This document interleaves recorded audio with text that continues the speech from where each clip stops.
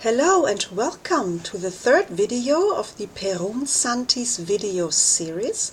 Today I will read verses 17 to 32 and talk about the heavenly laws RITA and the failure of Goethe's Faust.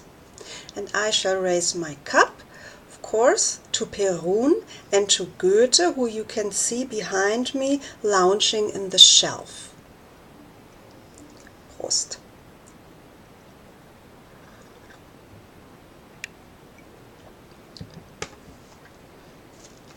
Verse 17. Perun ever charming answered Odin, "Only those who have not acknowledged great ancient wisdom strive towards it, and what is told in the secret Vedas. Who is free from vicious desires strives higher, by means of the highest spiritual development, rejecting vicious ways of development." So this tells you right here that you cannot achieve entrance into the world of the law Pravi, and you cannot get the key to this world by merely striving towards it, by trying to study it, or learn the answers maybe in books or something. You have to actually do the hard work. There's no way around it. Verse 18. You live by the laws of RITA, and by the laws of the united God, creator of all kins. For all worlds and earths live by these laws in all universes, which were created by the great Ra-Emcha. So multiversal laws exist. And they do not know death, because death and darkness have left these worlds, and light and immortality have filled their lives with beauty. The heavenly laws RITA are the laws of purity, blood, and race. And the great Ra-Emcha, that was my dog,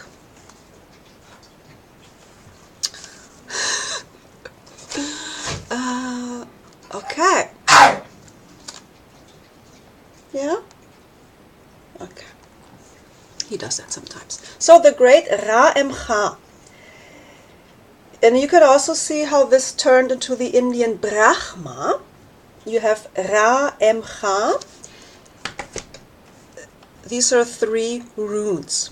The Ra rune represents light, fire, air, mind, and mentality. And that's the male energy. So Ra represents the male energy. Then you have M. That's the Mir rune. That represents matter, water, earth, heart, and compassion, which is the female energy. And when the male energy and the female energy, when they unify and get together, then you have the ascended mind, the crown spirit, also known as the Christ spirit, and that represents true love. And that is the Cha rune.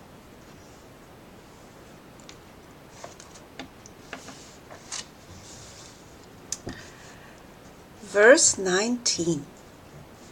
And Charius, a sage most wise, said, "Our light patron, give your wise commandments to human kins, descendants of the heavenly family and the great race, so that truth triumphs on Midgard earth, and falsehood vanishes forever from our world, and no memory at all is left of it."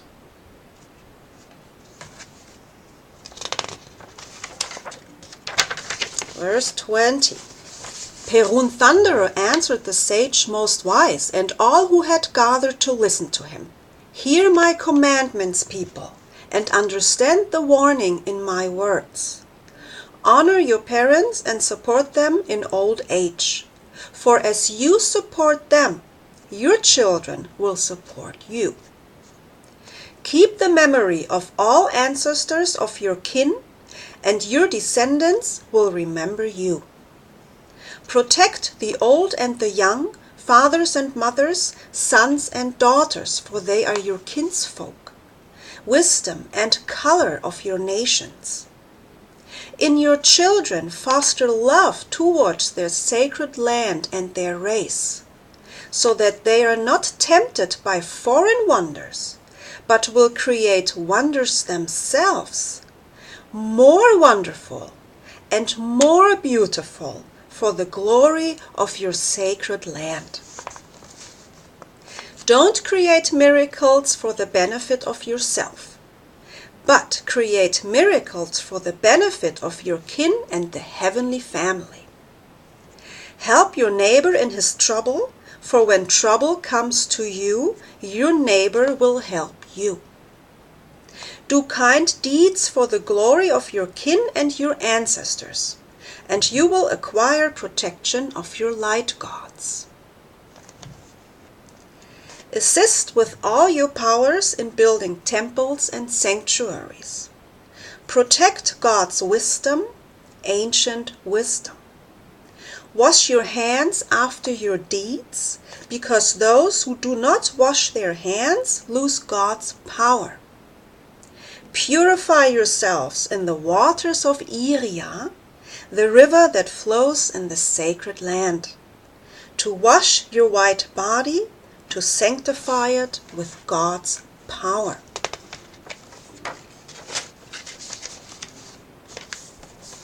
Apply the heavenly laws on your land. Yeah, as above, so below. And to the light, apply the heavenly laws on your land that the light gods gave to you. Honor the days of Rusal, celebrate God's holy days. Do not forget your gods.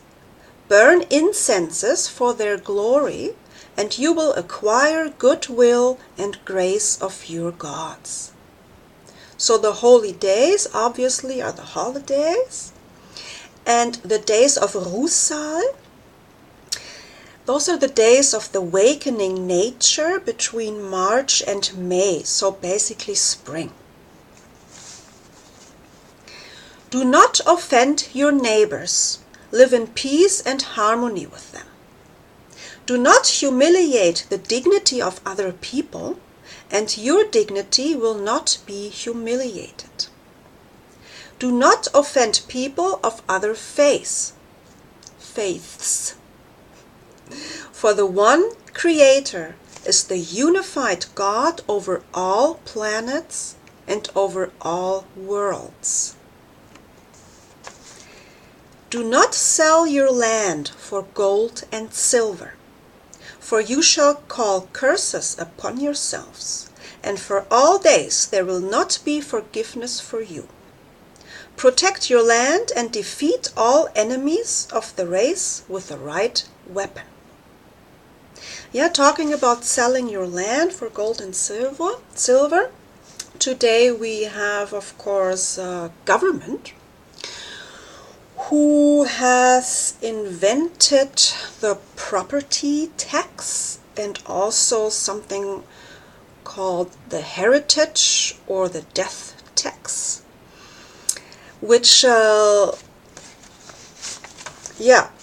led to the situation that many people have lost their land, the land maybe from their ancestors, because they couldn't afford to pay the property tax or the heritage or the death tax, and then government took the house and the land away. So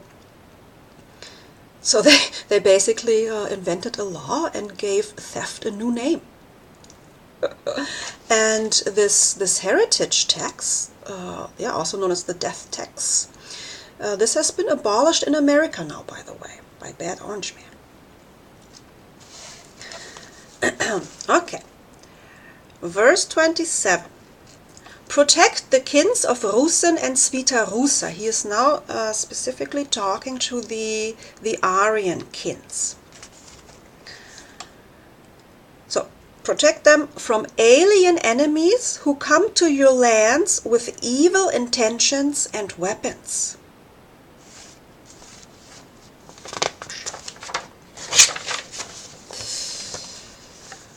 Do not boast about your power before battle, but boast about it after battle. Keep the wisdom of gods in secret. Do not give secret wisdom to Gentiles. Do not try to convince people who don't want to hear you and don't heed your words. Protect your temples and sanctuaries from desecration by Gentiles. If you don't protect the memories of your sacred race and wisdom of your ancestors, years of sorrow and suffering will come to you. So it talks about protecting the temples and the sanctuaries who hold the memories of the sacred race. So the temple and the sanctuary can be a structure like a church or a shrine, yes, but it can also be something non-physical like stories or songs. Yeah, so when it says, protect your temples and sanctuaries, a temple, the saying, my body is my temple. A temple, you can be many different things, and a sanctuary can be many different things. So basically, it's also saying protect your culture. Yes, protect the memory of your past, and the memories of your past. They're not kept in houses called churches. Yeah, they're kept in, as I said, in songs and in stories, and so on. So there's always different levels of understanding, and everything has double meanings and more meanings. Okay, so verse 29. Who escapes his homeland to a foreign land in search of easy life is an apostate of his kin, and there is no forgiveness for him, for gods will turn away from him. Do not rejoice at others' sorrow, for who rejoices at others' sorrow is calling it upon himself. Do not say spiteful things, and do not laugh at those who love you, but answer to love with love, and acquire protection from your gods. Love your neighbor if he is worth it.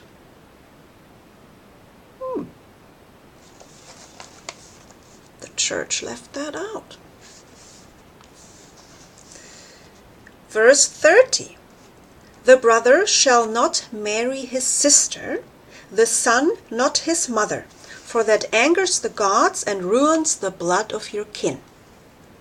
Do not marry black-skinned, for you will defile your home and destroy your kin, but marry white-skinned, and you will glorify your home, and your kin will be continued. Yeah, in case you got triggered now, first of all, remember the law, facts over feelings, okay? And then we go back to verse 21, where it says, protect the old and the young, fathers and mothers, sons and daughters, wisdom and color of your nations. Yeah, it's about protecting.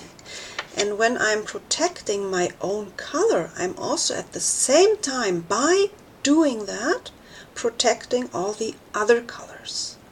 Yes, so that earth will stay beautiful and colorful and does not turn into a black hole. That's why we have to protect our colors.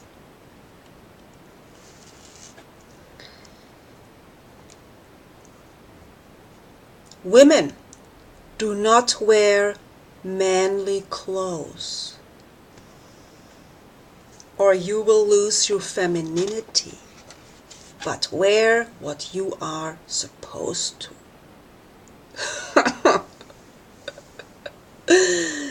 Remember the different levels of meaning and understanding, yeah? I mean, you can take it literally and say, okay, so this proves that these Santis, they're just totally outdated and stupid because just because I wear pants, doesn't mean I'm losing my femininity. But of course, there's more to it, and it basically means, wear what you're supposed to, do what you're supposed to, wear your role, carry your cross, yeah, do what you came here to do for. Don't whine, don't try to be somebody else. Verse 31. Do not dissolve the bonds of marriage, sanctified by gods, for you will go against the law of God, the united Creator, and you will lose your happiness. A child should not be killed inside a mother's womb, for who kills a child in the womb will call upon himself the anger of the one God Creator. So just a few days ago, New Jersey voted on a bill, and they got it passed, for the right to abort a full-term baby. This means when you're due to give birth tomorrow, yeah, you can go and say, oh, I changed my mind, and here, please kill the baby. And all the women, they were cheering and clapping, and they were so happy and beyond themselves because they thought this is such a great progress in women's rights. Yeah, so this is what happens when women lose their femininity, when they lose their compassion. Yeah, and this is what feminism did.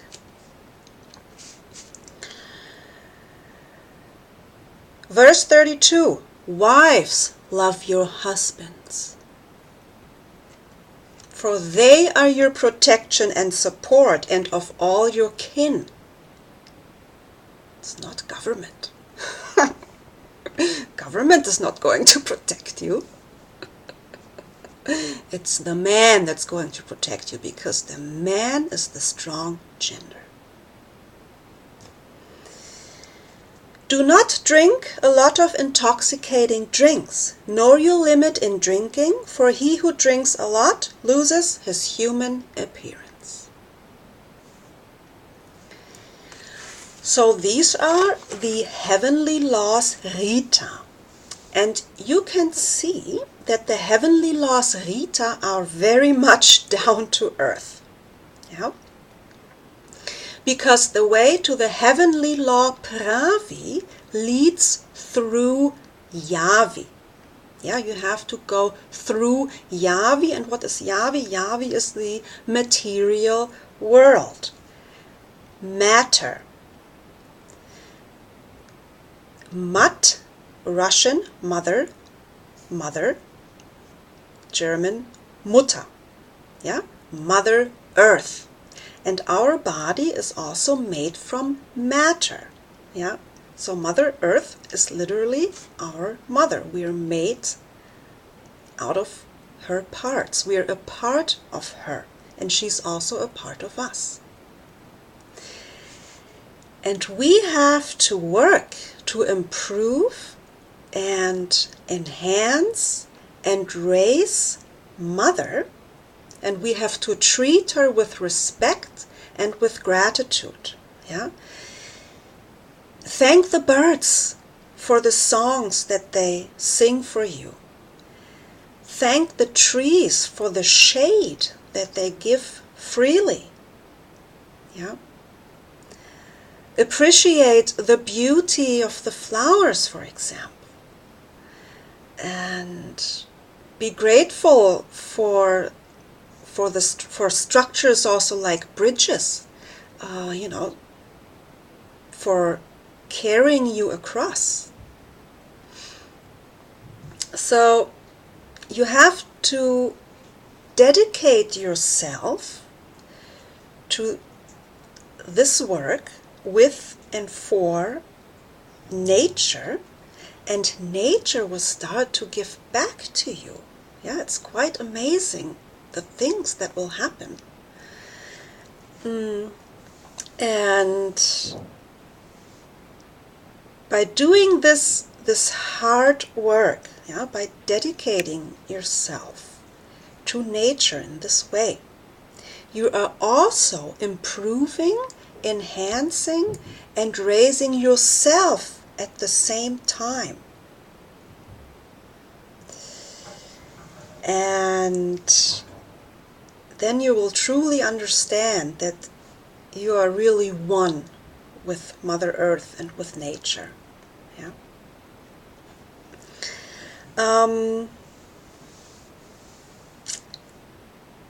And by this dedication, by this dedication to life and to creation, to Mother, you will then start to understand what love really means. Yeah, love is life, and life is hard work. Hard work, hard work. Yeah. Hard work is hard work.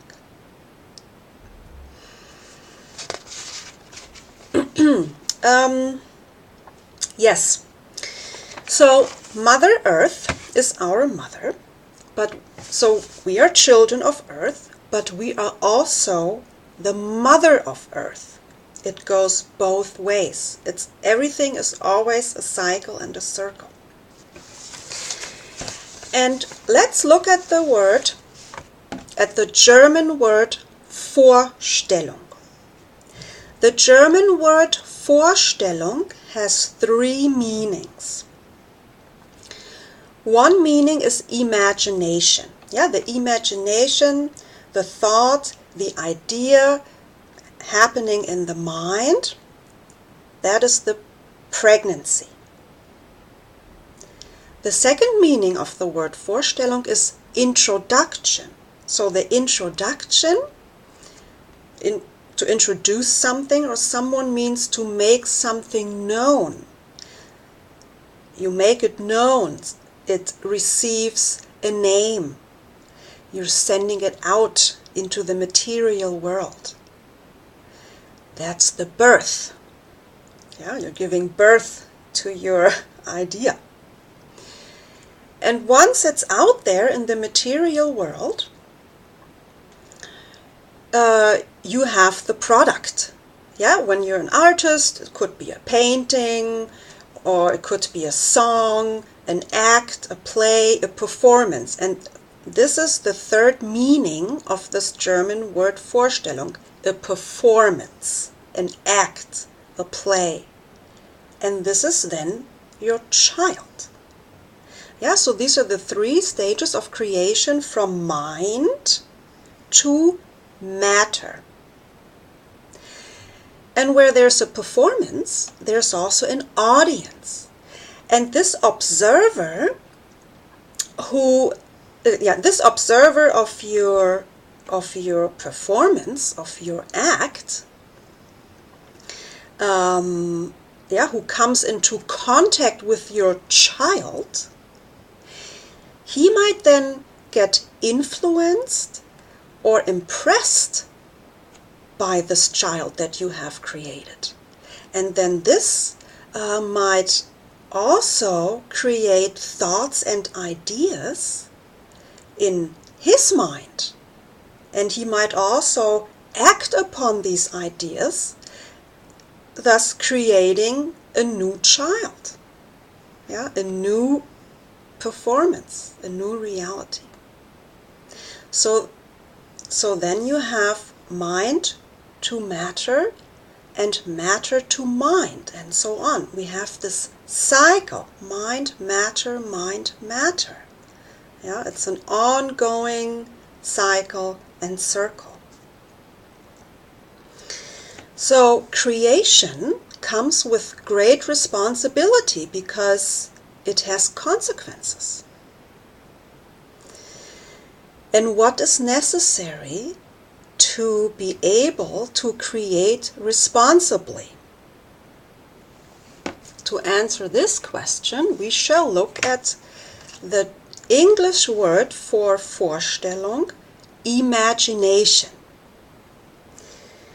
Imagination means I create the world. How's that? So, imagination starts with E, I. Yeah? I or I, me, I. Then you have Magie. Magie, that's magic. Magnus, Latin, that's great or big. Yamagu, Russian, I can. Then you have the German word Macht, which is might. And all of these things are in this word imagination. And then you have the nation. A nation can be a land, a country, and it's also a social construct or a mental concept, because it also defines language and culture, for example, or also religion, all these kinds of things. This can all be a nation, a body. And then you have this room, I, imagination, I. That's the is rune. Is ice. And Odin says, I can turn floods into ice. So what are floods? Raging waters. And we remember Ra Emcha, fire and air, male energy, and then the earth and also water, female energy. Also heart, compassion. So flood, raging water, boiling blood, emotions and feelings.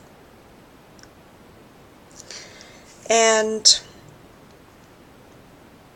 you have to turn these floods into ice, meaning you have to control this boiling blood. You have to control your feelings. You have to control your heart.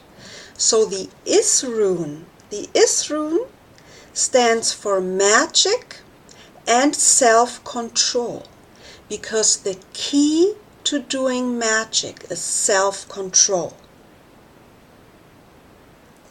Yeah? You have to surrender to your heart, but the master skill is, what it's all about, is to control it. So, in order to create responsibly, you first have to control yourself. And once you have mastered yourself, mastered your heart and your mind, you become the master of the world.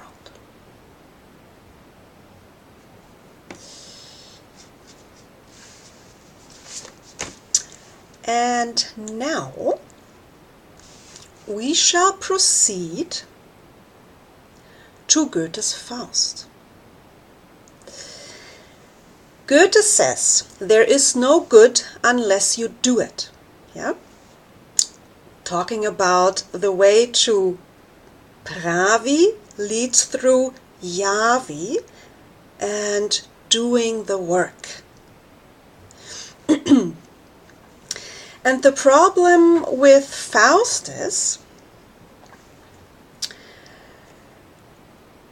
that, well, Faust is a great example of how not to reach the higher world, because Faust is all about the mind. He's all about the theory. Yeah, he thinks about things, he studies things, but he doesn't actually engage with the natural world. He doesn't do the work, and that's the problem.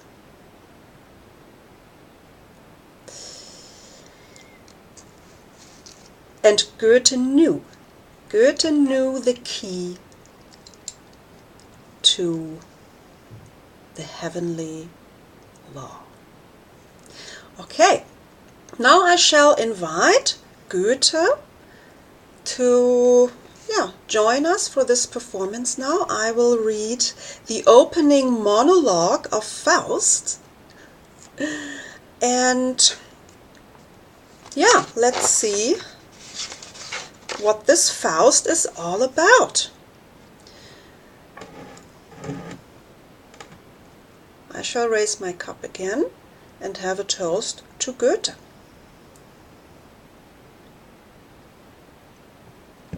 And here we go.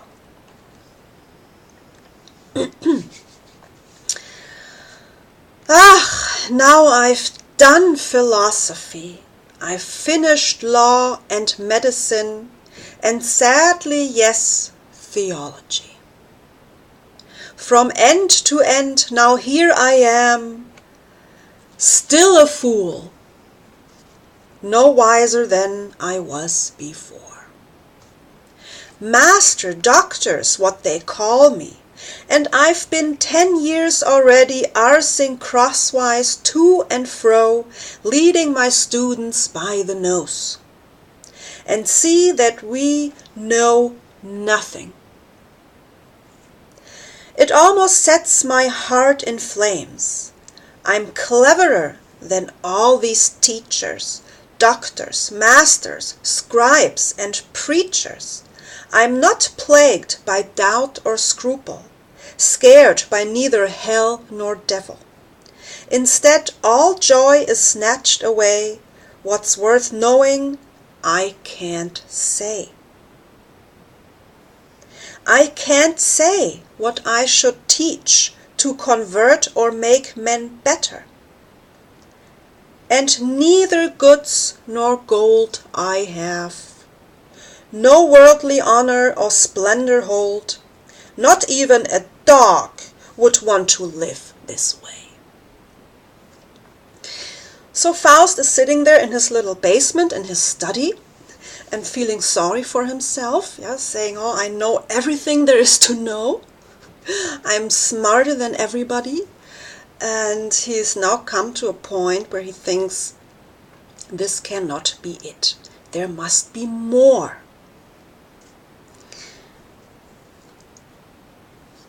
And he wants to know more.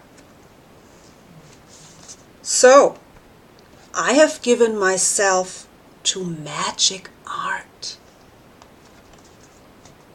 To see if through spirits, lips, and powers, I might have all secrets at my fingertips.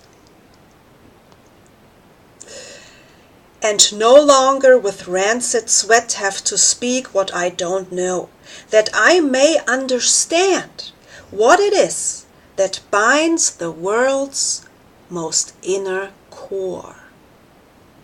So this is the question. This is what he wants to know. He wants to know the secret of the world, what it is that binds the world's most inner core.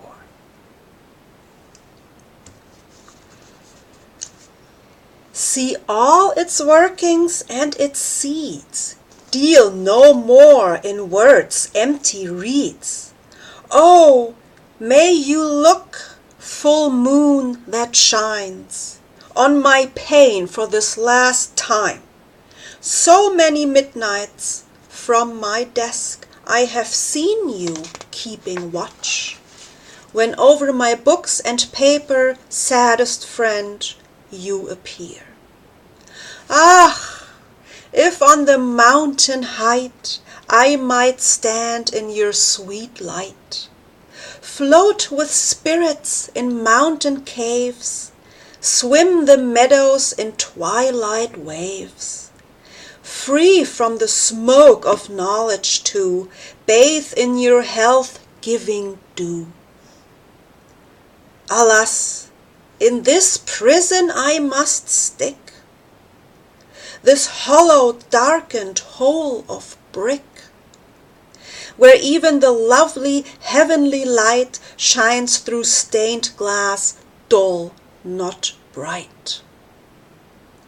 Hemmed in by heaps of books, piled to the highest vault and higher, worm-eaten, decked with dust and paper, smoke-blackened, glass vials, boxes, stuffed with instruments, packed with forefathers' junk.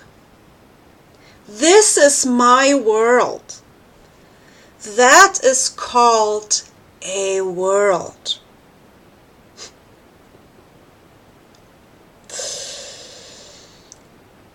And need you ask why my heart is shaking in my chest? Why all my life energies are choked by some unknown distress? Surrounded by smoke and mildew instead of living nature where God once created men, bones of creatures and dead limbs. Fly upwards, fly into space, be gone.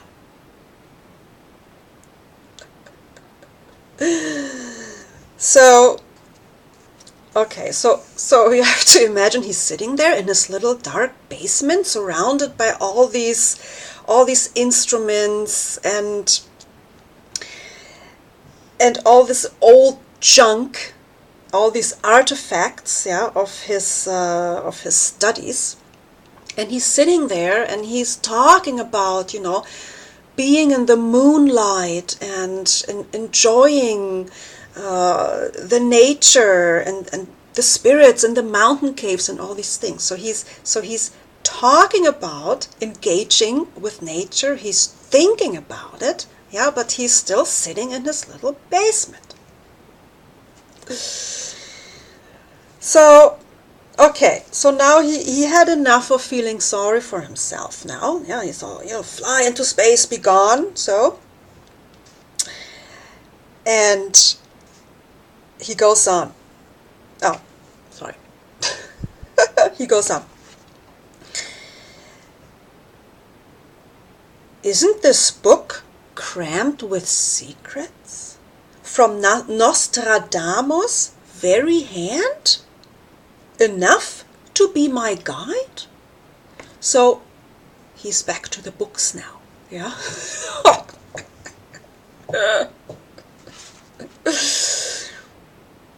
When I know the starry road and nature, you instruct me, my soul's power you shall flow, as spirits can with spirits be. So he thinks when he reads Nostradamus, and he learns all the secrets that Nostradamus wrote in this book, that he can then go on the starry road up to the high world and be one with the spirits. And what is the starry road? Svarga. Svarga is the path of light. And Svarga, without the R, is the golden way. And then you have the rainbow bridge that connects Midgard with Asgard, the connection to the world of the humans and the world of the gods. And this path of the light, the golden way, the rainbow bridge, this is the connection to the world of the gods. This is the starry road that he's talking about. And he thinks by reading a book he can get on that road.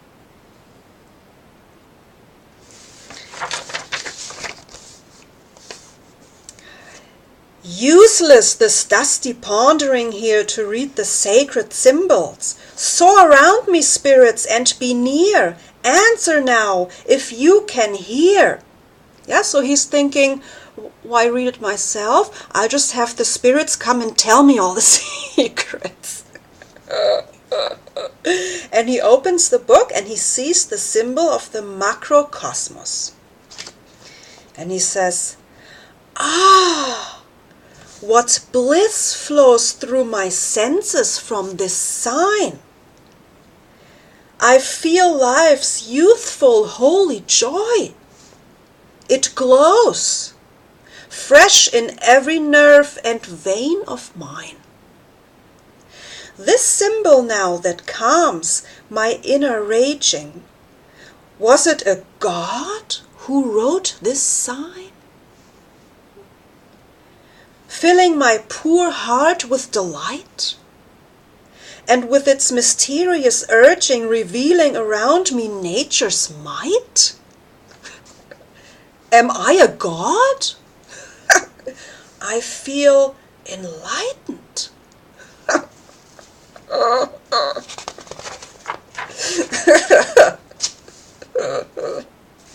So then he goes on a little bit to babble about being enlightened, but I left this part out. And then he goes on, and he catches sight of the symbol of the earth spirit. And he's immediately impressed. And he says, oh, how differently it works on me, this sign. You, the spirit of earth, are closer to me. Already I feel my power is greater. Already I glow as with fresh wine. I feel the courage to engage the world. Into the pain and joy of earth be hurled, and through the storm wind is unfurled. Fearless in the shipwreck's teeth be whirled. So he's totally excited. Yeah, he thinks he has ascended now. Yeah, he thinks he has all the power. He has acquired all this power all of a sudden. But then the sky darkens. There's cloud above me. The moonlight fades. Now the lamp flickers. Now it dies. Crimson rays shoot around my head. Horror flares from the vault above and touches me.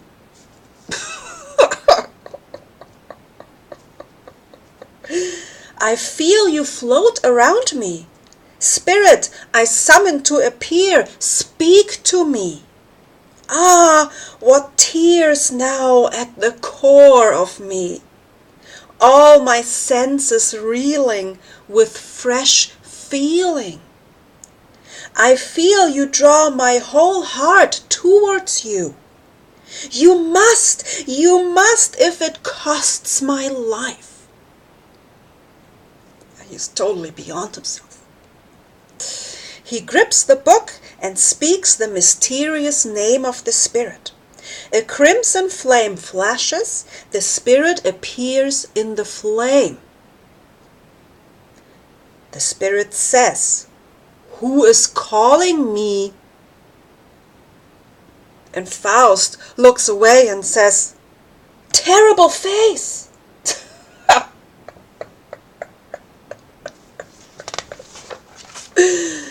The spirit says, "Mightily you have drawn me to you, have pulled on my sphere long and fast, and now?" And Faust, "Ah, bear you, I cannot."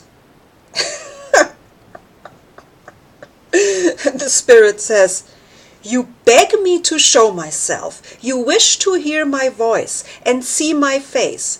The mighty prayer of your soul weighs with me. Here I am. What petty horror grips you, superhuman? Where is your soul's calling? Where is the heart that made a world inside? Carried it, nourished it, swollen by beats of joy, eager to become a spirit just like us? Where are you, Faust, whose ringing voice drew towards me with all his force? Are you he who, breathing my breath, trembles in all of his life's depth? A fearful, bent-away worm? And Faust answers, shall I yield to you, form of fire? I am Faust. It's me. I'm your peer.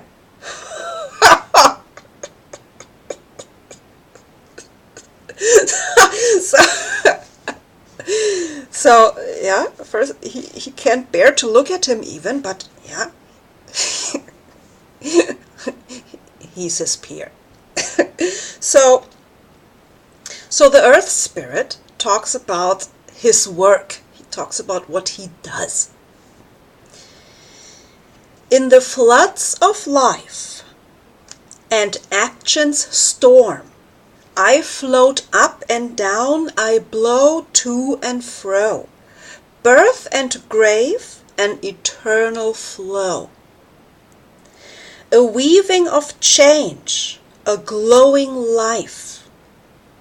I create at the racing loom of time, and work the living garment of God. That's what the earth spirit does. And Faust says, you who wanders the whole world, busy spirit, I feel so close to you. So he's thinking, yeah, that's exactly what I do. I also work the living garment of God.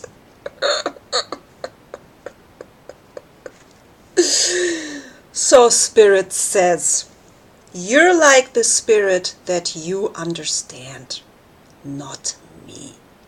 And he vanishes. So he's telling Faust that he has not yet reached the level of understanding necessary to be on the same level with the earth spirit. And Faust is overwhelmed and says, not you? Who then? I, the image of a god, not even you.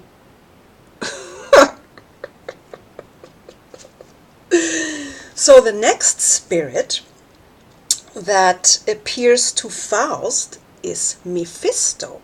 Yeah, and turns out that he can relate to Mephisto much better. And yeah, in the end of the story, of course, he ruins an innocent woman's life. And meanwhile, him and Mephisto, they have all these adventures, and they like to play tricks in this pub called Auerbach's Keller. And Auerbach's Keller is a real place. It exists. It was built in 1525 in Leipzig, and this is also where Goethe would study, would go to university. And he would like to go into this pub. So this is why this pub is in his Faust. And I also went to Leipzig. I also went to this pub, to Auerbach's Keller, and I bought this cup. And on this cup you can see Faust and Mephisto riding on a keg of wine after they have played all kinds of fun tricks in this pub. So on that note, to Auerbach's Keller.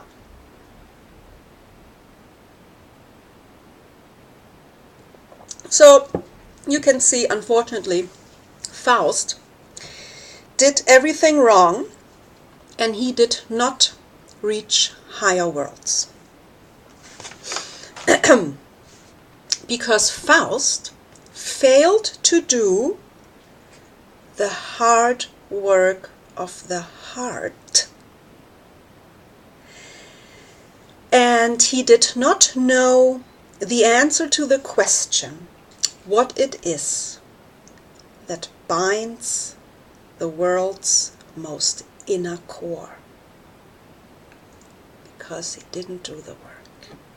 And on that note, I shall end this video and raise my cup to love.